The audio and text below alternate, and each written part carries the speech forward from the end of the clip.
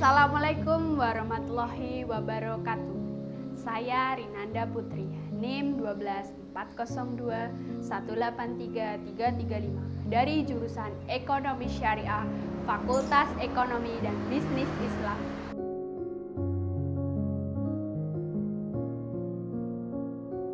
Di sini saya akan mempresentasikan mengenai praktik pengalaman lapangan gelombang 2 dengan tema survei potensi desa.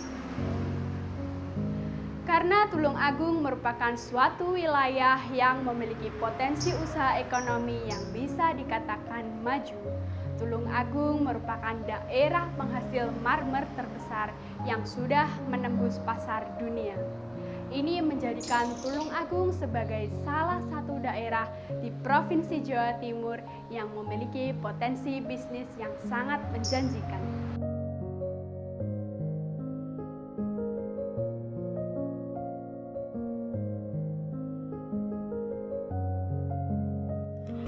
Terletak 154 km di barat daya kota Surabaya, daerah ini berbatasan langsung dengan Kabupaten Kediri di bagian utara, Samudra Hindia di sebelah selatan, Kabupaten Blitar di bagian timur, serta Kabupaten Trenggalek di sebelah barat. Secara administratif, Kabupaten Tulungagung terbagi menjadi 19 kecamatan, 257 desa, dan 14 kelurahan. Berada pada ketinggian 85 meter di atas permukaan laut, daerah Tulungagung merupakan kawasan pegunungan. Bagian tengah didominasi oleh dataran dan bagian selatan merupakan daerah pegunungan yang menjadi rangkaian dari Pegunungan Kidul. Sedikitnya pada akhir tahun 2017 silam, ada sekitar 1.089.775 penduduk yang bermukim di Kabupaten Tulungagung. Tentunya jumlah ini semakin lama akan semakin bertambah, seiring dengan meningkatnya perekonomian masyarakat setempat.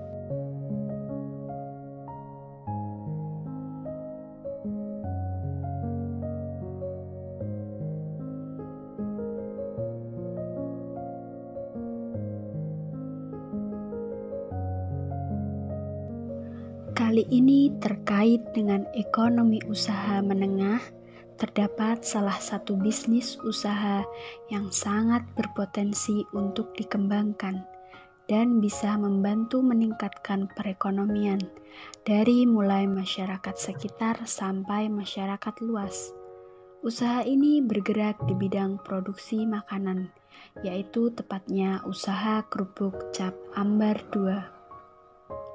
Usaha ini merupakan produksi pembuatan kerupuk yang berasal dari tepung tapioka dan tepung terigu dengan sajian berbagai racikan bumbu pilihan yang telah lulus uji laboratorium Dinas Kesehatan Kabupaten Tulungagung. Usaha ini berdiri sejak tahun 2011 dan dipimpin oleh Bapak Ion dan Ibu Lulu Susanti selaku pemilik usaha. Kerupuk cap ambar ini bertempat di Desa Pulirejo, Kecamatan Ngantru, Kabupaten Tulungagung.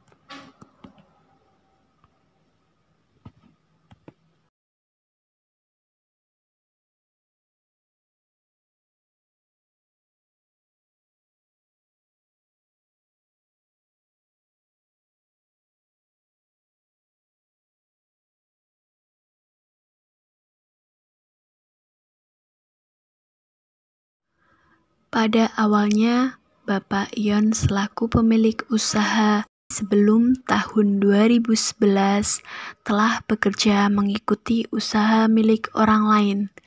Kemudian dengan berbagai ilmu yang telah diperoleh dari hasil bekerjanya dengan orang lain, beliau berpikir dan memilih untuk mengembangkan ilmu yang telah diperoleh dengan membuka usaha sendiri, yaitu usaha kerupuk cap ambar 2.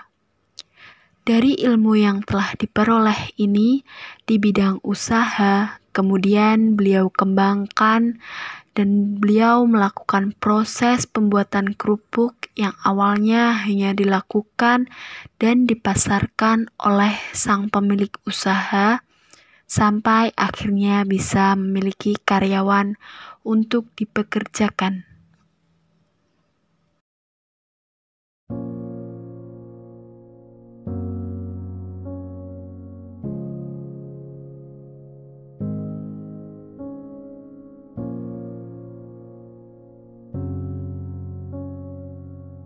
Dengan jumlah karyawan yang dipekerjakan dalam usaha kerupuk Cap Ambar ini sekitar 30 orang yang terbagi dari mulai bagian pengeringan kerupuk, pengolahan bahan, pengemasan produk, dan pemasaran produk.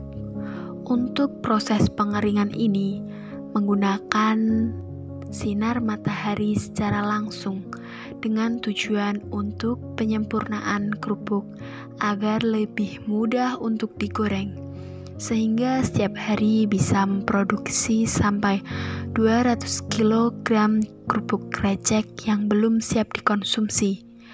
Ini dilakukan untuk mengantisipasi ketika cuaca yang tidak mendukung, seperti waktu hujan, karena pancaran sinar matahari otomatis tidak akan muncul, sehingga akan berpengaruh kepada proses pengeringan kerupuk, yang nantinya pasti akan berdampak pada saat proses penggorengan kerupuk. Jika kerupuk tidak benar-benar kering, maka waktu proses penggorengan pun kerupuk tidak akan bisa mengembang dengan sempurna.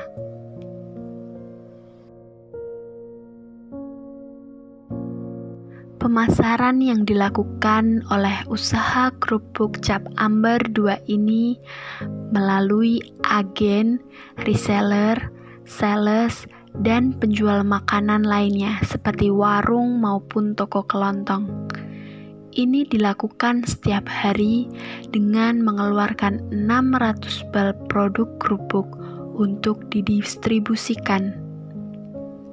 Awalnya dengan modal yang hanya seadanya, akhirnya bisa mengembangkan usaha dengan penghasilan setiap hari bisa mencapai 6 juta. Untuk pemasaran yang dilakukan oleh sales dan agen, ini sampai ke penjual makanan, seperti warung-warung bakso maupun sampai ke restoran. Pengiriman yang dilakukan ini bisa sampai ke berbagai daerah luar kota, seperti Malang, Lamongan, Blitar, Trenggalek, Bojonegoro, dan sampai ke Yogyakarta. Pendistribusian ini dilakukan dengan kendaraan mobil box yang setiap hari melakukan pemasaran ke setiap kota tersebut. Produk yang dihasilkan ini merupakan kerupuk yang diolah dengan bumbu dan bahan pilihan, sehingga rasanya dipastikan akan disukai oleh para konsumen. Penjualan kerupuk ini bisa berupa kerupuk krecek yang bisa digoreng sendiri oleh para konsumen, dan kerupuk yang siap bisa langsung dikonsumsi oleh konsumen. Banyak dari para pembeli, yaitu agen maupun reseller, lebih memilih kerupuk krecek yang belum siap diolah, sehingga pada proses pengemasan bisa dijual kembali, tentunya dengan harga yang sangat bervariatif.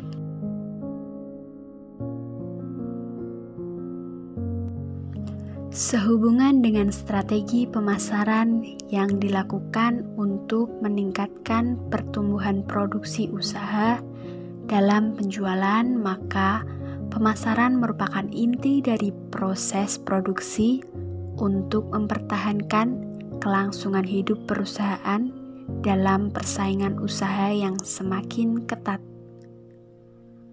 Pelaksanaan strategi pemasaran produksi usaha atau bisnis tidak lain dari tujuan pelaku usaha, yaitu untuk mencapai target goal. Target goal merupakan salah satu bukti suksesnya pemasaran usaha. Perkembangan dan loyalitas konsumen dalam produksi usaha akan membawa dampak positif bagi pelaku usaha. Strategi yang relevan dalam pengembangan pemasaran produk, yaitu dengan melaksanakan pendekatan konsumen. Pendekatan ini berorientasi membangun hubungan baik dengan para konsumen yang berpengaruh pada peningkatan kepercayaan dan kontinuitas terhadap sebuah perusahaan, sehingga perusahaan dapat mendapatkan branded dengan mencoba menempatkan diri pada posisi konsumen dan memberikan solusi pada problematika konsumen.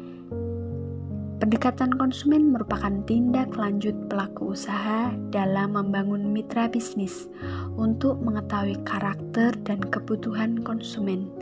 Pendekatan konsumen mengarah pada tindak lanjut pelaku usaha dalam menguatkan hubungan kerjasama antar konsumen satu dengan konsumen yang lain.